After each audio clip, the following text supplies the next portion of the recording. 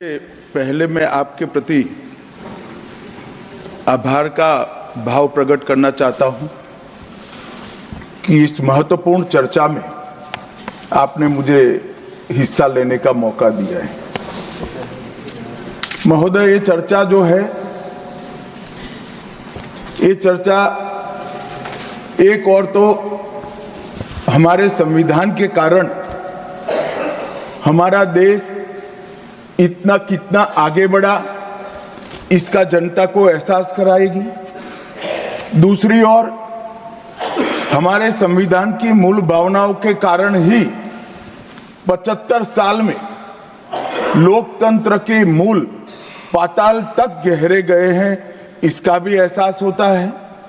और तीसरी ओर ये भी मालूम पड़ता है, जब संविधान की भावनाओं को दरकिनार कर कोई अपने लिए संविधान को तोड़ मरोड़ कर आगे चलने का प्रयास करता है तो किस प्रकार के अकस्मात और किस प्रकार की दुर्घटनाएं होती हैं। इस सभी दृष्टि से देखें तो संविधान की दोनों सदन में जो चर्चा हुई है, वो चर्चा एक प्रकार से हमारे किशोरों के लिए, हमारी युवा पीढ़ी के लिए आने वाले दिनों में ये दोनों महान सदन में बैठकर देश का भविष्य का निर्णय करने वालों के लिए बहुत शिक्षणात्मक रहेगी, ऐसा मेरा मानना है। और देश की जनता के लिए भी क्षीर नीर करने में बहुत मदद करेगी कि किस पार्टी ने आज जो 75 साल की मीमांसा होगी, इसमें स्पष्ट हो जाएगा किस पार्टी ने जब जब जनता ने शासन अपने वो पार्टी के हाथ में दिया, संविधान का सम्मान किया है या नहीं किया है। मान्यवर, बहुत लंबी आजादी की लड़ाई के बाद हम आजाद हुए। जब हम आजाद हुए तब दुनिया भर के कई राजनीतिक पंडितों ने कई आगाहियां की थी कि ये देश बिखर जाएगा, शायद बन ही नहीं पाएगा।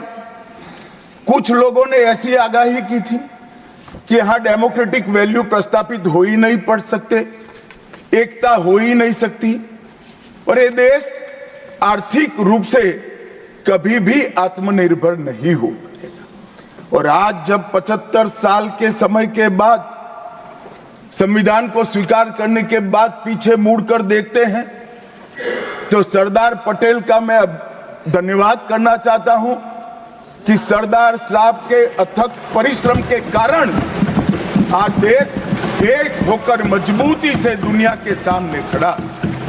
मान्यवर, जो कहते थे लोकतंत्र इस देश में सफल नहीं होगा, मैं वो सभी लोगों को इस सदन के माध्यम से कहना चाहता हूं कि 75 साल हो गए, हमारे साथ भी पास पड़ोस में दुनिया भर में कई लोग आजाद हुए, नई शुरुआत की, वहां कई बार अकस्मात हुए, लोकतंत्र सफल नहीं हुआ।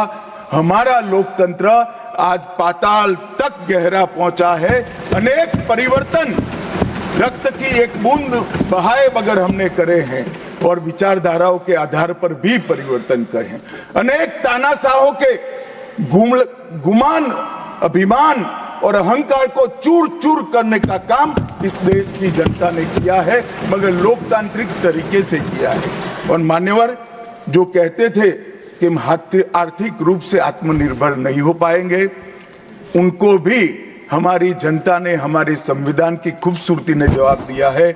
हम आज दुनिया का 5वां अर्थतंत्र बनकर सम्मान के साथ, और ब्रिटेन जिन्होंने सालों तक हम पर राज किया, और ये जो मैंने तीनों आगाही कही वहीं से पक्ष विपक्ष में से आई थी, आज ब्रिटेन भी अर्थतंत्र की तालिका में हमारे पीछे खड़ा है।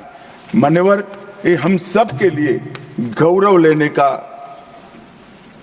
पल है, हम सब के लिए बोध लेने का भी पल है और हम सब के लिए संकल्प लेने का भी पल है। और ये सदन जे आपने लगभग 80 से ज्यादा सांसदों को मान्यवर बोलने का मौका दिया, 31 घंटे की चर्चा हुई और ये चर्चा में सभी भाव पक्ष या विपक्ष से कहीं न कहीं प्रकट हुए। मान्यवर, आज मैं जब यहाँ आया हूं तब ये बात कहना चाहता हूं कि आज हम जिस मुकाम पर खड़े हैं, उस मुकाम पर महर्षि अरविंद और स्वामी विवेकानंद की वो भविष्यवाणी सच होती दिखाई पड़ती है कि भारत माता अपने दैदीप्यमान ओजस्वी स्वरूप से जब खड़ी होगी तब दुनिया की आंखें चकाचौंध हो जाएगी और पूरी दुनिया वो रोशनी से भारत की ओर देखेगा। वो दिन सच होगा, इसके नजदीक काफी मजल हमने काट ली है। मान्यवर, हमारा संविधान सभा की रचना और संविधान की रचना की प्रक्रिया, ये तीनों एक प्रकार से समग्र विश्व के सभी संविधानों में अनूठे हैं, अलग प्रकार के रहे हैं। हमारे यहाँ दुनिया का सबसे ज्यादा विस्तृत लिखित संविधान चर्चा के सभी हमारे पारंपरिक लक्षणों को पार करते हुए हमने किया।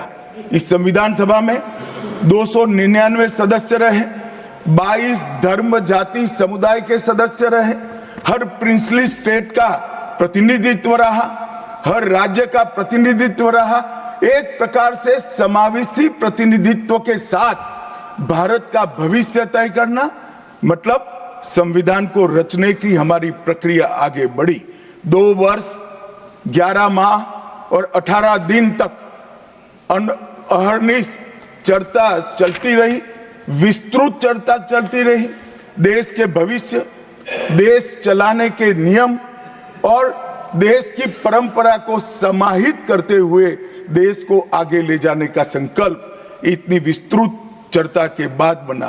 13 समितियों में कार्य विभाजन किया गया, 7 सदस्यीय ड्राफ्टिंग समिति बनी और जनता के अभिप्राय के लिए भी शायद ही दुनिया का कोई ऐसा संविधान होगा जिसका ड्राफ्ट पूरी जनता को कमेंट्स के लिए दिया गया और कमेंट्स पर भी बहुत डिटेल चर्चा कर उचित बदलाव भी किए गए। इतनी लोकतांत्रिक परंपरा से और प्रक्रिया से बना हुआ हमारा संविधान 295 अनुच्छेद, 22 भाग और 12 अनुसूचियों में बटा है। और ये सभी संविधान के अनुच्छेद, भाग और अनुसूचियां हैं, वो विश्व में कोई भी संविधान से ज्यादा उदात्त और उत्तुंग मानव मूल्यों का सृजन करने वाले रहे हैं। मान्यवर, इसलिए हम सबको इस पर गर्व है और हम सब ये संविधान को हमेशा मस्तक झुकाकर प्रणाम करते हैं। मैं एक विशेष उल्लेख करना चाहूंगा मान्यवर, नंदलाल बोस जो गुरुवर टैगोर के अंतेवासी थे, बहुत बड़े कलाकार थे। इन्होंने 4 वर्ष का समय लेकर संविधान को सजाने का काम किया और उन्होंने जो संविधान लिखा गया था इसके अनुरूप घटनाओं को संविधान के अंदर उकेरने का भी काम किया।